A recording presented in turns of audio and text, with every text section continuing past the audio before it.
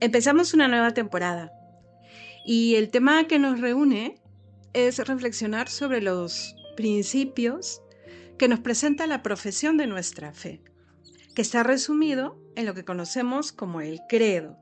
Hoy día vamos a hacer una introducción y ya desde la próxima reunión empezaremos a ver el credo como está ordenado, ¿vale?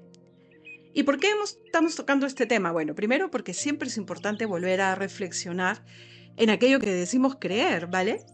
Y también porque en este 2025 la Iglesia está celebrando el 1700 aniversario del credo conocido como el credo largo, el credo niceno-constantinopolitano. Qué nombre, ¿vale? Ahorita vamos a explicar por qué se llama así. Es que realmente tenemos no solamente que tener grandísimas certezas, sino también una gran alegría y un santo orgullo de la fe que decimos profesar. Todo dura tan poco.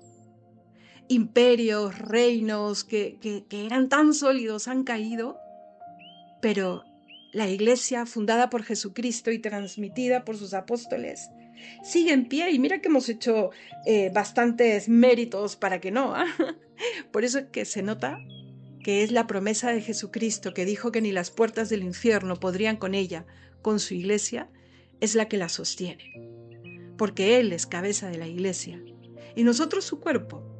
Por eso, como cuerpo que somos, debemos saber escuchar a Cristo, que es cabeza y que nos da su corazón, y creer, defender y profundizar las verdades de nuestra fe.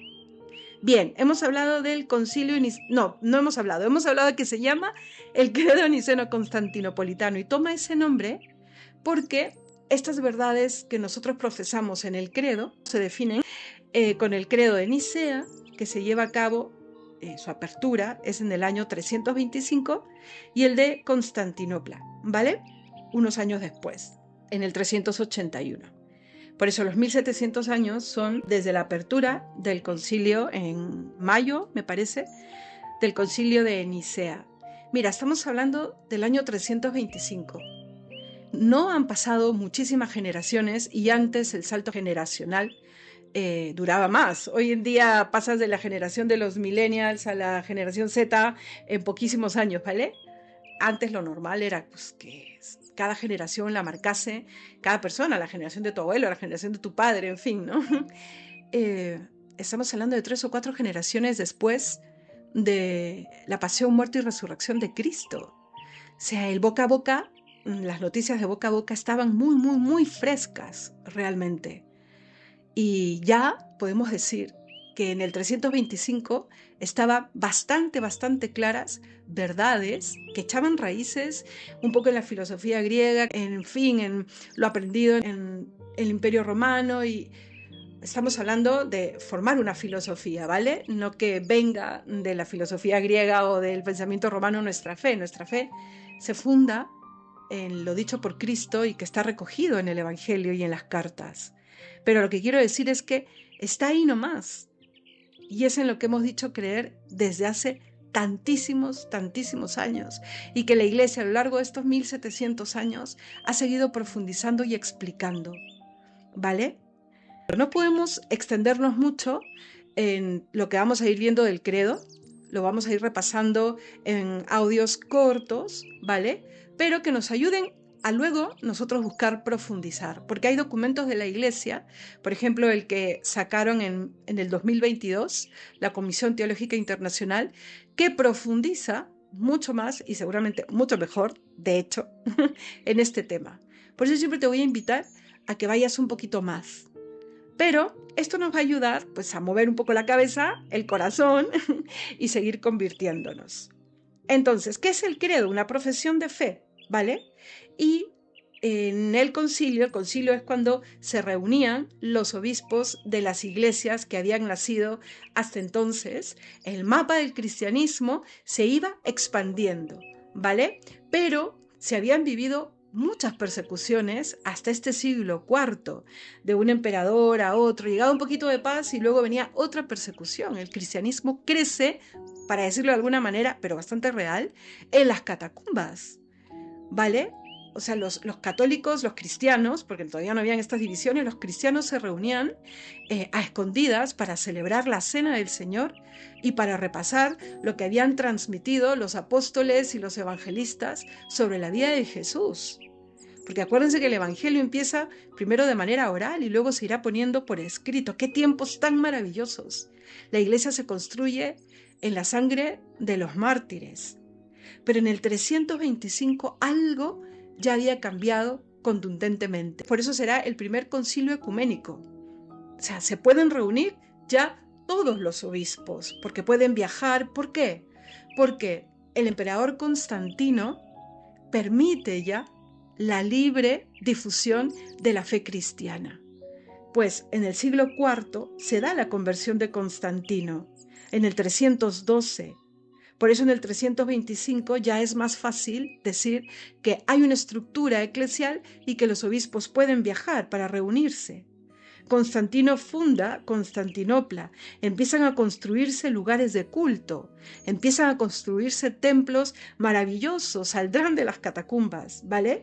Y en el 380, o sea, entre el concilio de Nicea y de Constantinopla, se da el edicto de Tesalónica que nombra al cristianismo como religión oficial, imagínense. Es que yo creo que los primeros cristianos no podrían creer que en algún momento el Imperio Romano sería cristiano oficialmente y la fe crecerá de manera más saludable, siguiendo un poco también las estructuras, los caminos del Imperio Romano, ¿vale? Por eso la expansión se dará de manera más rápida. Por eso el Señor permite que llegue primero Pablo a Roma y luego mande llamar a Pedro. Todo se da de una manera muy, muy, muy providencial y podrá llegar a nosotros la fe. Se traducirá la Biblia, que se escribe en griego, en hebreo, se traducirá al latín.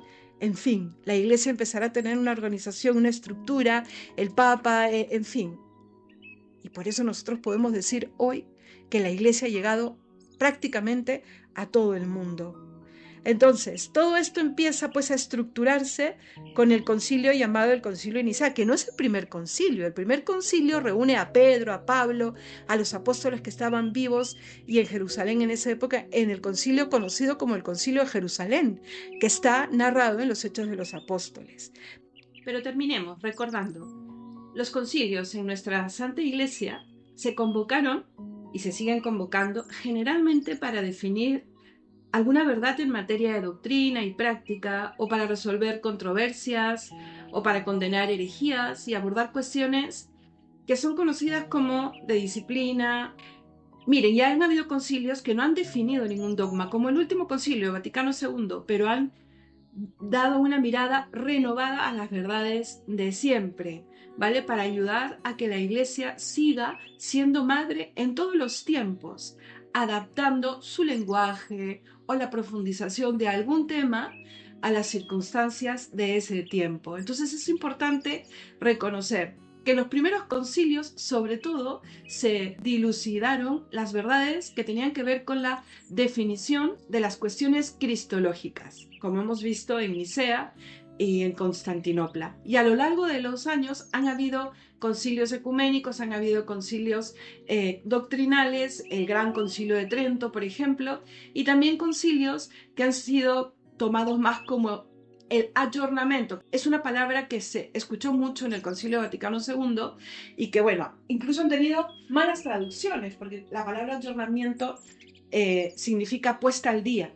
Y la fe, la doctrina, es la verdad única de Dios, que no cambia. Pero, como les digo, que la Iglesia, como madre sabia, como madre y maestra, trata de adaptar el acercamiento, el lenguaje, de estas verdades que están sobre todo en la Sagrada Escritura y en la Sagrada Tradición para cada tiempo. Entonces, teniendo un poco esta visión, vamos a quedarnos aquí. Nos vamos a encontrar en un siguiente audio para terminar de cerrar esta introducción. Háganos llegar sus preguntas al respecto para luego por fin entrar a darle una visión rápida pero reflexiva de lo que plantea la profesión de nuestra fe. Nos vemos pronto.